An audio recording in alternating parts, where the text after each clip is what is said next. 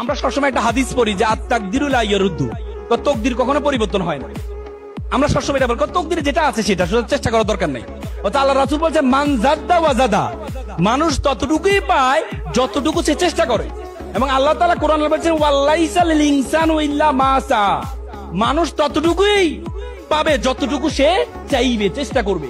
এবং আল্লাহ তাআলা কোরআন আরেকটা আয়াতে বলেছেন ইন্নাল্লাহা লা ইউগাইয়িরু বিকাউমি হাত্তা ইউগাইয়িরু বিআনফুসিহিম, কোন জাতির ভাগ্য আল্লাহ পরিবর্তন করে না, কোন ব্যক্তির ভাগ্য আল্লাহ পরিবর্তন করে না যতক্ষণ পর্যন্ত জাতি ব্যক্তি নিজের ভাগ্য পরিবর্তন করার চেষ্টা না করে।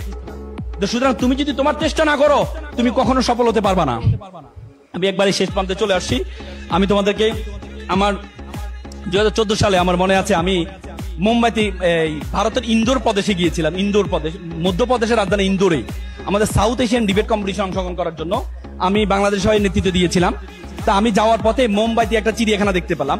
তো চিড়িয়াখানায় বড় বড় তিনটা মূর্তি, মুখে তিনটা মূর্তি দেখলাম, ডারউইন চিড়িয়াখানা। একটা মূর্তি 2 চোখে হাত, একটা মূর্তি 2 কানে হাত, একটা মূর্তি মুখে 2 হাত। হিন্দি ভাষা লেখা আছে, আমি বুঝতে পারলাম না কি লেখা।